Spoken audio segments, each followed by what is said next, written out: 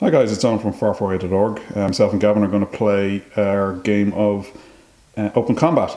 So Open Combat is a skirmish game from Second Thunder that allows you to stat up your own warband and then kind of let go.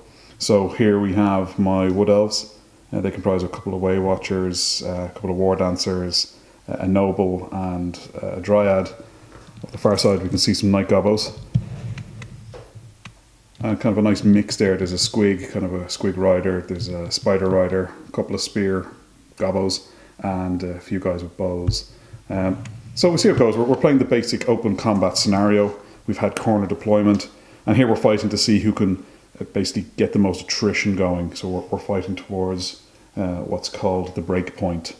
So it's kind of the halfway point between the fortitude, so if you like the physical fortitude of the crew and their mind characteristics. So let's see, here we go.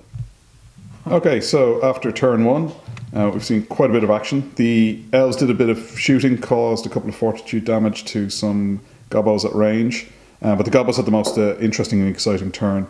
So at the start of the game, we discussed what kind of rules we might do for the Squigs, the little black fella in there, and what we decided was let's give them a bit of random movement.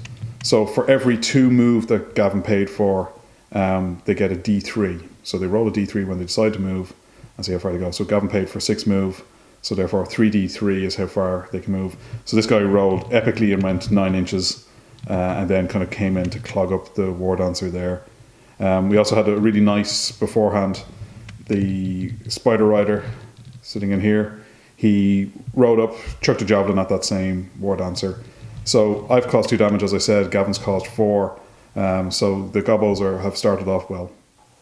Okay, so we've had another turn each of really high attrition fighting. You can see that we have 2 dead on the Wood Elf side, so the Dryad and one of the War Dancers, and we have 2 Spearmen and the Squig dead. So the Squig's gamble to kind of come flying in over here didn't fully pay off. Well, he tied up a number of models, and eventually it was the Way Watcher there that had to come in and kill it off. That freed up the War Dancer, who went across into the Spider. Just to kind of hold him up, the Spider kind of forced them back, so that's why he's sitting there. The Squig Rider came in and did a bit of damage onto my leader there. But the story of the turns was really the Goblin leader here.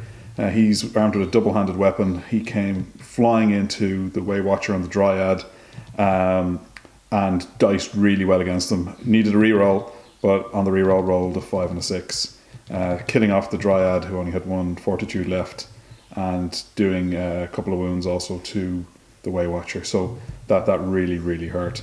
So I think Gavin's sitting on 3 towards his break point, and I think I'm actually sitting on 2 towards my break point. So yeah, it's going to be an interesting final turn. Okay, so it's all over. This Way Watcher essentially looked very closely at the target, and it was the Spider Rider across the way. He had an unobscured shot towards it, took it, plinked one of his remaining wounds, hit him again, taking that wound out, and then obviously taking him out, including his mind, and that was enough to take out the remaining 3 to get Gavin down to his break point.